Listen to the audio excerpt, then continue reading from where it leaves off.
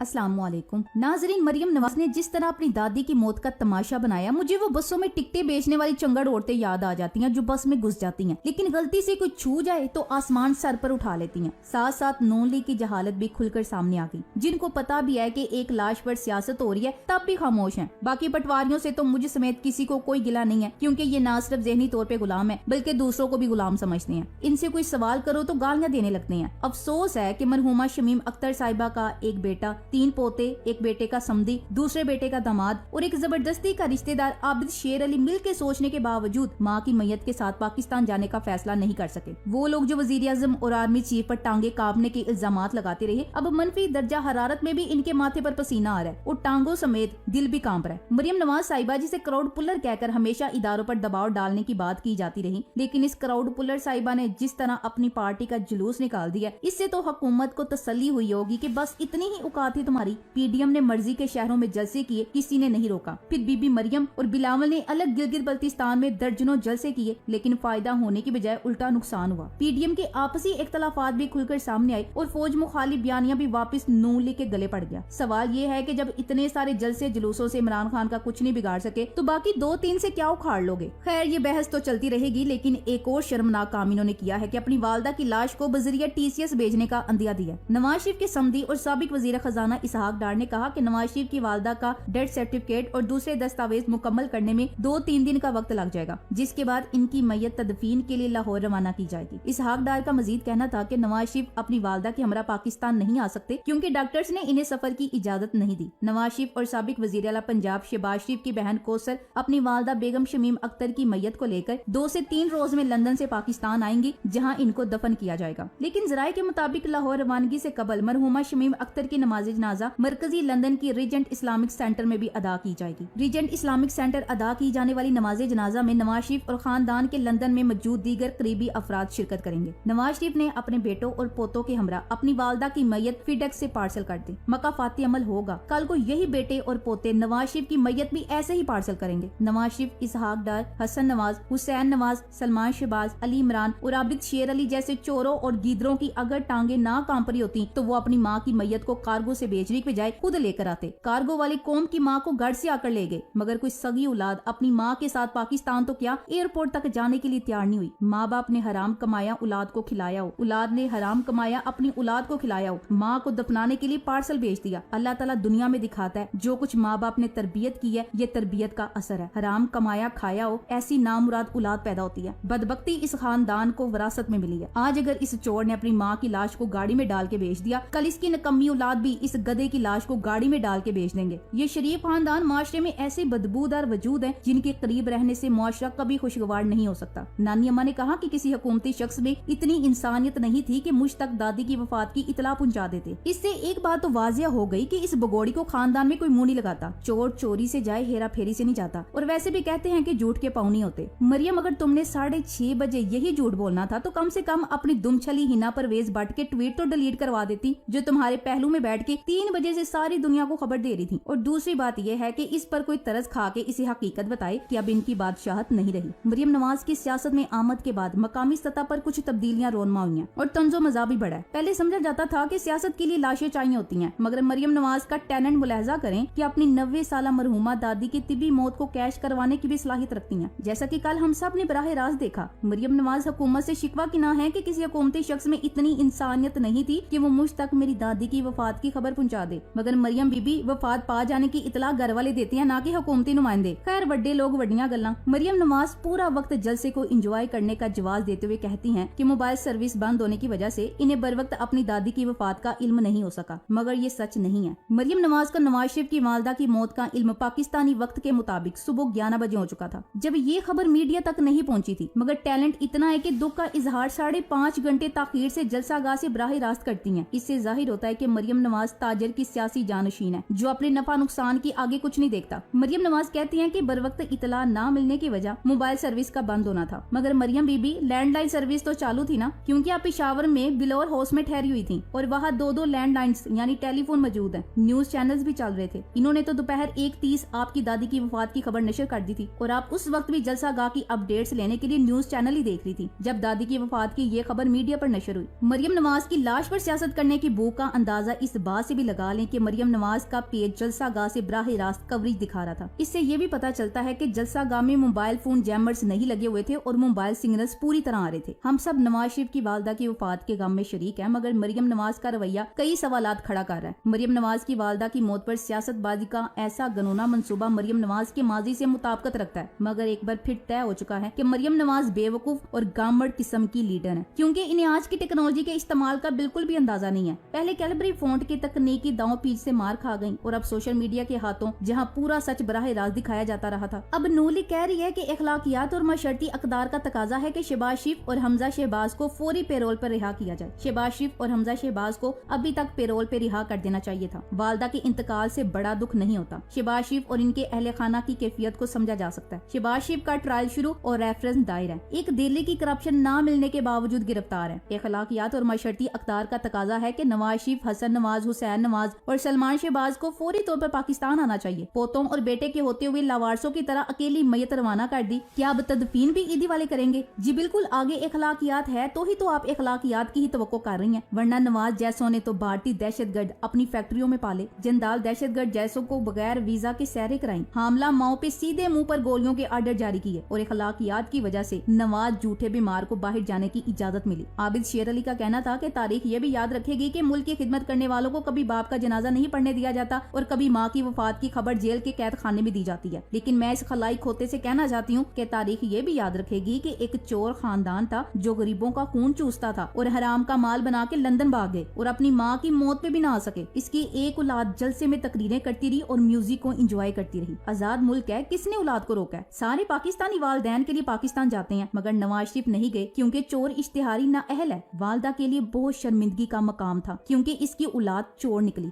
तारीख ये भी याद रखेगी कि माँ के जनाजे के साथ पहले भी बेटे नहीं आए और बाद में भी बेटे नहीं आए, क्योंकि इनको माँ की मोहब्बत नहीं, अपने पैसे अजीज थे। हलाल के होते तो किसी की मजाल थी इनको रोक सकते। आज भी कोई रोक तो नहीं रहा, लेकिन अपने करतूत ऐसे हैं कि हिम्मत नहीं होती। तारीख में ये भी लिखा जाएगा कि मुशर्रफ ने इजाजत दी थी कि वो अपने बाप की मैयत को दफनाने आ सकते हैं, पर दो गीदरों ने हामी नहीं भरी, क्योंकि इनका पैसा ही बाप था, है और रहेगा। अब अपनी माँ की लाश को भी खुद नहीं लेकर आएंगे और इस पर सियासत करेंगे और चोरी के पैसे को तरजीह देंगे। गुस्सा मुझे किसी और पर नहीं, अपने समेत अपनी पूरी कौम पर है, जिसने नवाज शरीफ जैसे इस बेशरम को अपना समझने की गलती करके 3 बार वजीर आजम बनाया, जो अपनी माँ का भी नहीं निकला। नवाज शरीफ से भी बड़े बेशरम मीडिया में बैठे वो लोग हैं जो मजलूमियत पर किस्से तैयार कर रहे होंगे, जो दुनिया का मजलूम तरीन शख्स नवाज शरीफ को साबित करने के लिए दिन रात एक कर देंगे। मरियम नवाज जो सारा दिन कहती है कि हुकूमत जाली है, हुकूमत सिलेक्टेड है, मैं इमरान खान का नाम नहीं लेना चाहती। हाँ, मगर मेरी दादी की वफात की इतला मुझे ये हुकूमत दे, क्योंकि मेरी दादी आज फोत हुई जबकि मुझ में शर्म हया कई दहाइयों से फोत हो चुकी।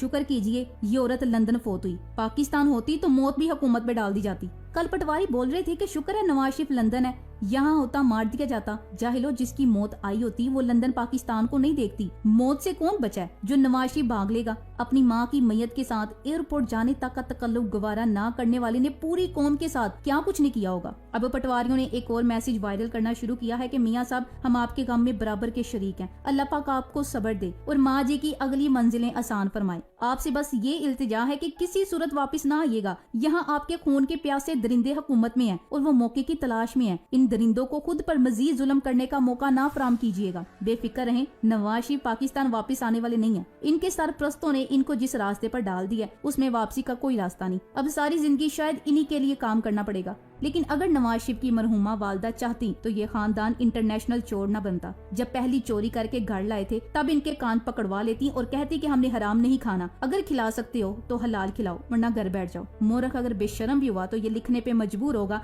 कि एक मर्द मुजाहिद ने माँ की मोहब्बत में 3 अस्पताल बना दिए और एक भगोड़ा डर के मारे माँ को कंधा तक न देने आया। Thanks for watching. Allah Hafiz.